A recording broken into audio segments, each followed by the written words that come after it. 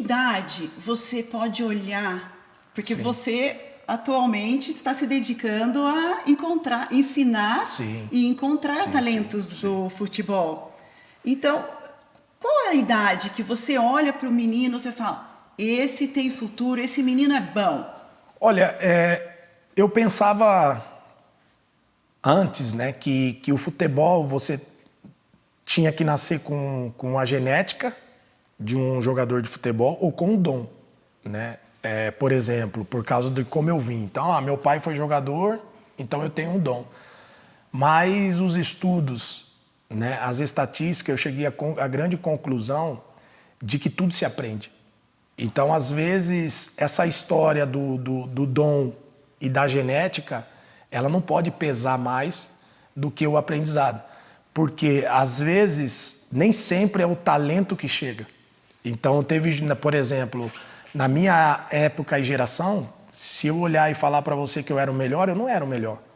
Porque você olhava para os meus companheiros ali e jogavam demais, tinham um talento muito mais avantajado e técnico do que propriamente o meu. Porém, a grande questão ela está no aprendizado. Eu sempre procurei querer aprender mais. Você tinha o dom, Mas querendo aprender, sabendo que eu não sabia tudo. E às vezes o talento, ele acha que ele sabe tudo.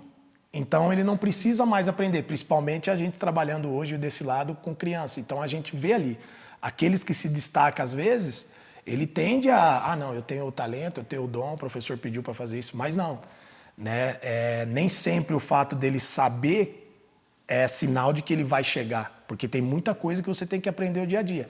E aquele que às vezes chega ali, principalmente no nosso projeto, dando como exemplo, mas você fala assim, poxa, ele tem 12 anos, mas tem dificuldade na coordenação, não consegue chutar uma bola, e agora vai desprezar? Não.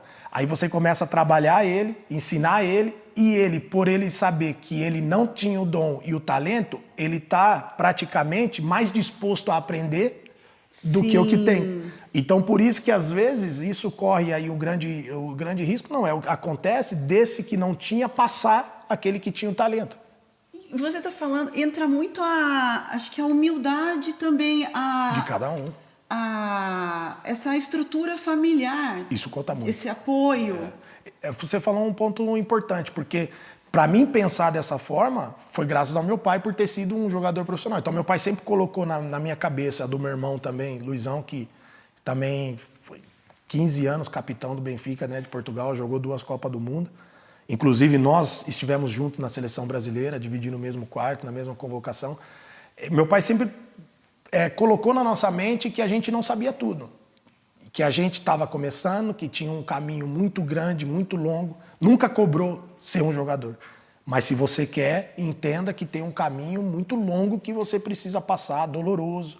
Às vezes, morar embaixo de uma arquibancada, fazer algumas renúncias, que às vezes há coisas da idade. Se eu falar para você, se eu empinei pipa, eu não empinei pipa.